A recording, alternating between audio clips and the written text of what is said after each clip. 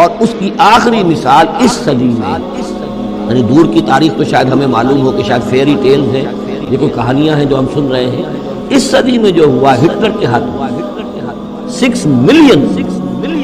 60 لاکھ یہودی ختم کیے، پورا مشرقی یورپ کا یہودی جو ہے کھینچ کر وہاں سے پکڑ کر جہاں تک ہٹلر کی حکومت بنی تھی، جہاں تک اس کے جو گئے تھے فتوحات کا دائرہ، وہاں سے یہودیوں کو کھینچ کر کنسنٹریشن کیمپ میں لایا گیا۔ پھر خاص مشینیں ایجاد کی گئی، خاص جو ہیں اس کے لیے ایسے بنائے گئے کہ ان کے لیے اب اتنے لوگوں کو قتل کریں گے تو دفن کیا کریں گے، تو کیا کریں، how to dispose of the dead bodies, تو اسپیشل پلانٹ بنائے گئے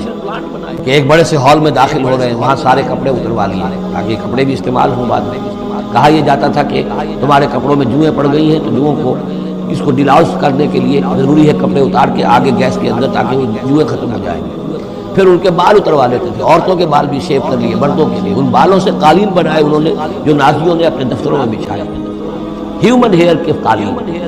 پھر ان کو لے جا کر ایک گیس چیمبر کے اندر کے سب مر گئے۔ پھر اب وہ بڑے بڑے پٹے جیسے چلتے ہیں مشینیں بڑی بڑی فیکٹریز کے اندر، وہ پٹوں کے اوپر لاشیں چل رہی ہیں، پھر ان کا چورا ہو رہا ہے جیسے کہ کہیں جو ہے وہ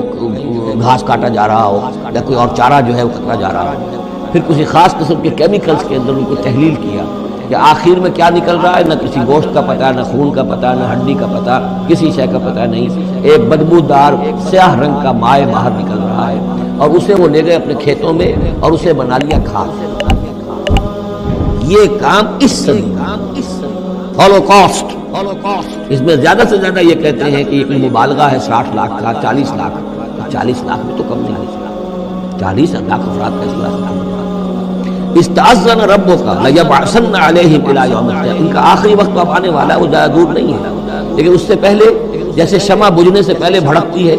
لہذا وہ ایک بھڑک ہے اس کی کہ جو یہودیوں کی ہے، اسرائیل ہے، ان کی طاقت ہے، ان کی قوت ہے، عربوں پر وہ چھائے ہوئے ہیں۔ اور واقعہ یہ ہے کہ مسلمان جس عذاب کے مستحق ہو چکے ہیں، اور ان میں سے عرب چونکہ ہمارے ہاں اونچے درجے کے، اس اعتبار سے امت کے اندر ان کا مقام اونچا درجے کا ہے کہ حضور عرب تھے، انہی کی زبان میں اللہ کی کتاب ہے، اور ان کی جو اللہ تعالیٰ کے دین کی طرف سے جو انہوں نے پیٹھ پھیری ہے،